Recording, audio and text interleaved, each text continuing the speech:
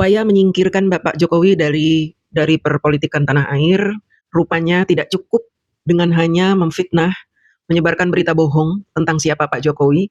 Lalu yang terakhir adalah membuat skenario untuk mengatakan pada publik bahwa ijazah Pak Jokowi palsu. Tidak cukup seperti itu saja, teman-teman.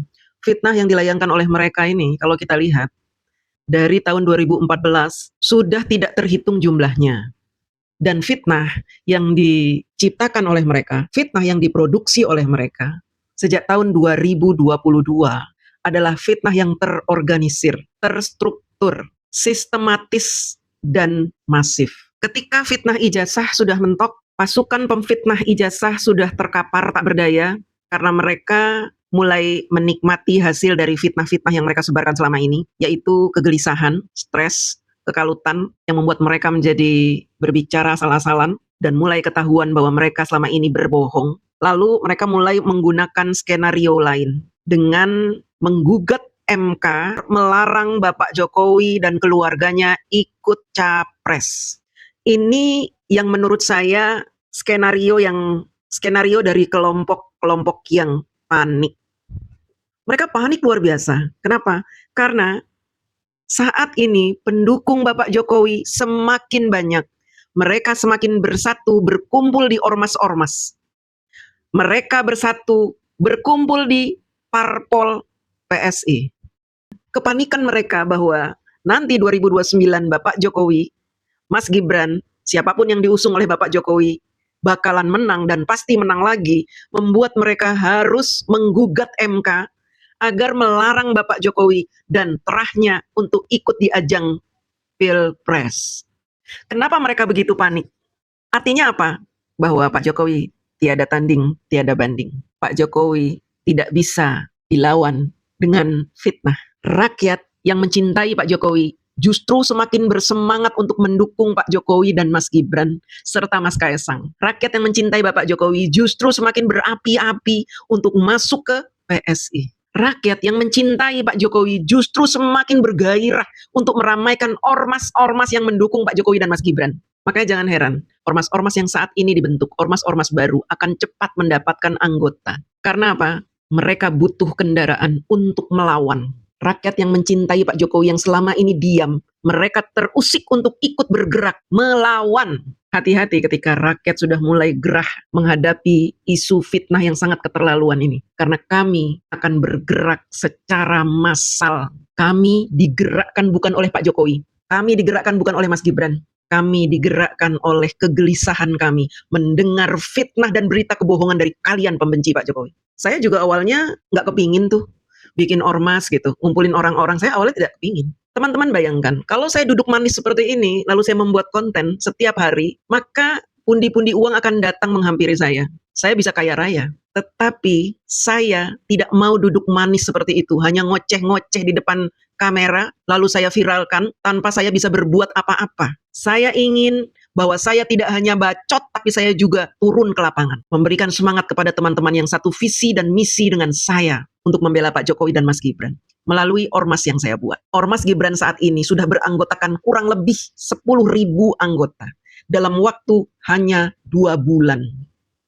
Kenapa bisa begitu cepat? Karena mereka bersemangat ketika pendirinya seperti saya ini terus menyemangati mereka dan memberikan kendaraan yang baik buat mereka bersuara. Rupanya apa yang saya lakukan membuat ormas ini diikuti oleh kaum pembenci. Saat ini ada ormas yang meniru logo Gibran, hampir mirip sama persis, hanya namanya berbeda, dan ormas tersebut mendukung Prabowo AHY. Karena mereka sudah panik. Mereka ingin jauh-jauh hari memecah belah antara Prabowo dengan Mas Gibran. Tapi perlu saya tegaskan di sini, bahwa kami mendukung Prabowo Gibran 2 periode. Dan untuk tahun 2034, kami akan mendukung Mas Gibran menjadi presiden.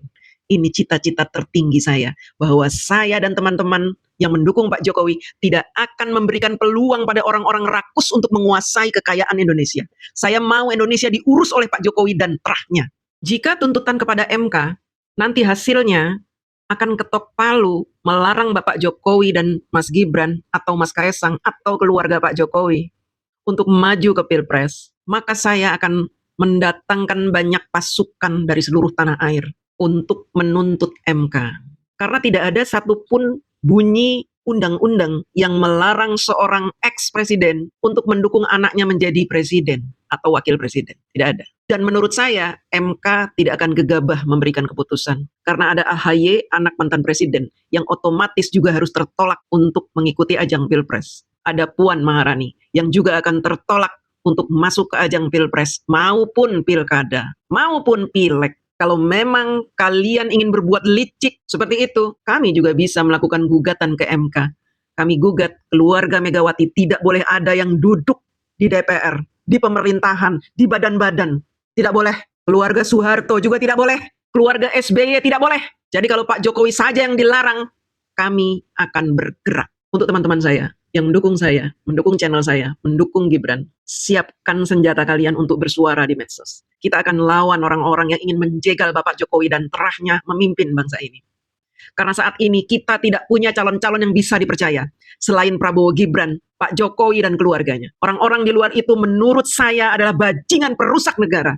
Mereka adalah maling-maling yang tidak bertanggung jawab. Mereka punya rekam jejak yang buruk terhadap negara ini, terhadap bangsa ini. Kalau Pak Jokowi dan Mas Gibran serta terahnya, kalian akan mencari keburukan, jejak-jejak buruk dari mereka, kalian tidak akan dapat. Karena mereka orang-orang yang jujur dan amanah. Kalau kalian menemui bahwa Pak Jokowi, Mas Gibran, maupun Kaesang melakukan kesalahan, atau Mas Bobi lah, yang kalian tuduh katanya punya blok Medan itu. Kalau kalian punya bukti, saya detik ini juga tidak akan mendukung keluarga Pak Jokowi. Tapi saya meyakini, sangat meyakini, dan saya sudah punya bukti-buktinya sendiri, bahwa mereka adalah orang-orang bersih yang memang layak untuk memimpin bangsa ini. Teman-teman, ayo semangat, kita dukung Pak Jokowi, Mas Gibran. Kita tetap bersuara di medsos. Tetapi jika mereka sudah mulai berbuat culas, maka kita harus bergerak turun langsung melawan mereka. Terima kasih.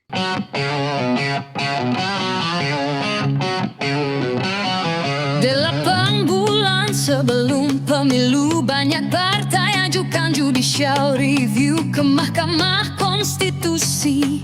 Mereka meminta hak anak bangsa atas undang-undang pemilu yang membatasi usia.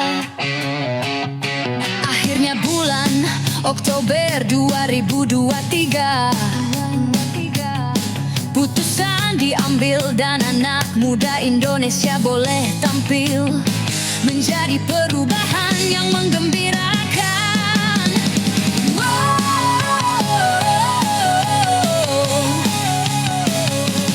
Namun banyak orang tua yang mendengki. Mereka menganggap anak muda telah mendahului, melawan orang tua dan tak menghargai. Padahal anak muda juga punya hak asasi.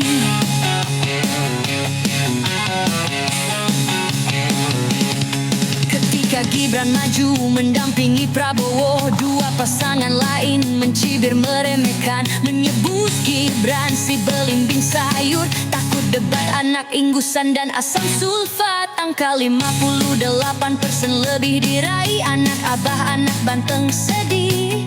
Sakit hati, dendam, enggan move on. Hari ini mereka ingin memakzulkan, memaksa wakil rakyat mengabulkan. Sorry,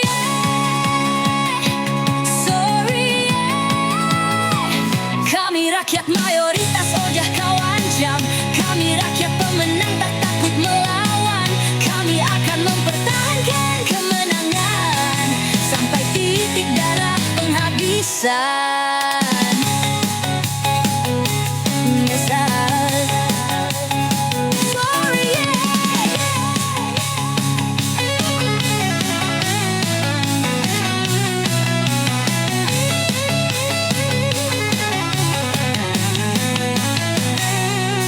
Kami rakyat mayoritas ogah kau ancam.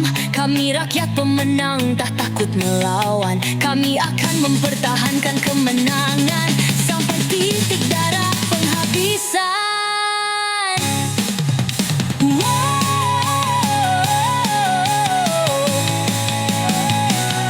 Namun banyak orang tua yang mendengki. Mereka menganggap